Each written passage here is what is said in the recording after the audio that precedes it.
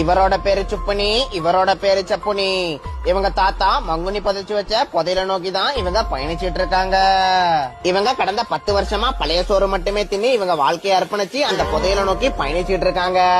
தோற்றத்துல தற்குறி மாதிரி இருக்காங்களே, இவங்க எப்படி இந்த புதையில தேடுவாங்கன்னு பாத்தீங்கன்னா, இவருக்கு நாயை விட 10 மடங்கு மோப்ப சக்தி இருக்கு, இவருக்கு யானையை விட பெரிய மூல சக்தி இருக்கு.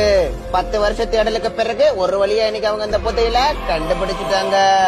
அந்த புதையில என்ன இருக்குன்னு தெரிஞ்சுக்கிறதுக்கு முன்னாடி, உங்க வாழ்க்கையில டிப்ரெஷனா இருந்தீங்கன்னா இந்த வீடியோவை லைக் பண்ணுங்க. உங்க வாழ்க்கையே டிப்ரெஷனா இருக்குன்னா இந்த வீடியோவை கமெண்ட் பண்ணுங்க. டிப்ரெஷன்னா என்னன்னே தெரியாம டிப்ரெஷன் ஸ்டேட்டஸ் போடுற உங்க ஃப்ரெண்டுக்கு இந்த வீடியோவை ஷேர் பண்ணுங்க.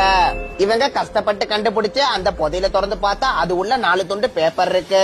சப்புனி தன்னுடைய மூளை சக்தியை உபயோகப்படுத்தி அந்த 4 துண்டு பேப்பரை வெறும் 4 மணி நேரத்திலேயே ஒண்ணு சேர்த்துட்டாரு.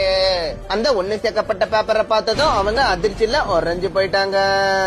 அப்படி அந்த பேப்பர்ல என்ன இருக்குன்னு பாத்தீங்கன்னா, லைப்ப தொலைச்சியடான்னு தங்கிலீஷ் மொழியில அவங்க தாத்தாவால எழுதப்பட்டிருக்கு. லைப்ப தொலைச்சியடா.